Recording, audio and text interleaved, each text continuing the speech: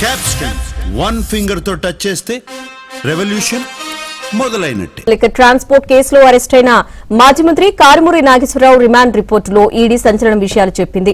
కోర్టులో ED submit చేసిన remand report ABN Andhra Jyothi చేతిలో ఉంది. లిక్కర్ రవాణా స్కామ్ ద్వారా వచ్చిన డబ్బు కారుమూరి ఖాతాలోకి 11,95,00,000 వెళ్లినట్లు ఈడీ గుర్తించింది.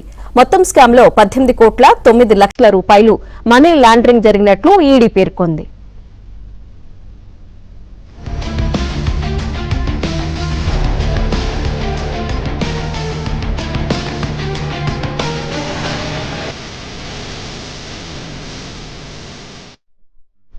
రాజకీయ పలుకుబడి ఉపయోగించి కారుమూరి అక్రమాలకు పాల్పడ్డారని, లిక్కర్ ట్రాన్స్పోర్ట్ స్కామ్ ద్వారా వచ్చిన సొమ్ముతో అప్పులను తీర్చడమే కాకుండా భారీగా స్థిరాస్తులు కొనుగోలు చేసినట్లు ఈడీ రిమాండ్ రిపోర్టులో తెలిపింది.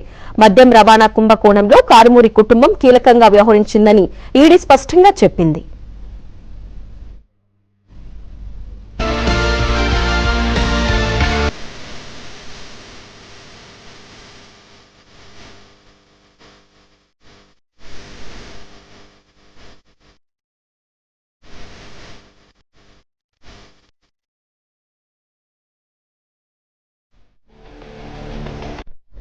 అక్రమంగా వచ్చిన డబ్బుతో కారుమూరి సునీల్ భారీగా వేడుకలు నిర్వహించడమే కాకుండా ఖరీదైన వాచ్లు, విమాన ఛార్జీలకు కారుమూరి నాగేశ్వరరావు అకౌంట్లోని డబ్బును ఉపయోగించినట్లు ఈడీ గుర్తించింది.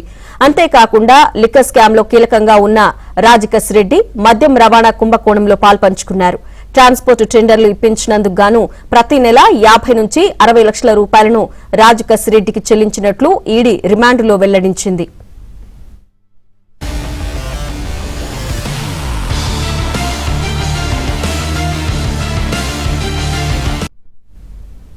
లిక్కర్ రవాణా కేసులో కారుమూరికి 10 నోటీసులు ఇచ్చినప్పటికీ దర్యాప్తును అడ్డుకునేందుకు విచారణకు రాకుండా తప్పించుకు తిరిగినట్లు ఈడీ రిమాండ్ రిపోర్టులో క్లారిటీగా చెప్పింది. మద్యం రవాణాలో సబ్ కాంట్రాక్టులు ఇప్పించినందుకు గాను లాభాల్లో 50% వాటాను కారుమూరి నాగేశ్వరరావు వసూలు చేశారు. కొల్లగొట్టిన సొమ్మును పలు దఫాలు కుటుంబ సభ్యులకు మళ్లించినట్లు ఈడీ విచారణలో తేలింది.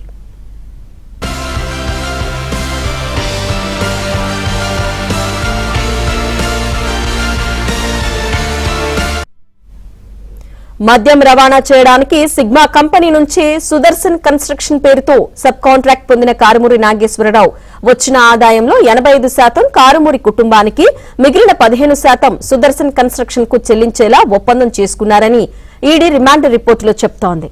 సుదర్శన్ కన్స్ట్రక్షన్ ప్రతినిధి సందీప్ ద్వారా చెల్లింపులు చేసినట్లు ఈడీ రిమాండ్ రిపోర్టులో స్పష్టం చేసింది.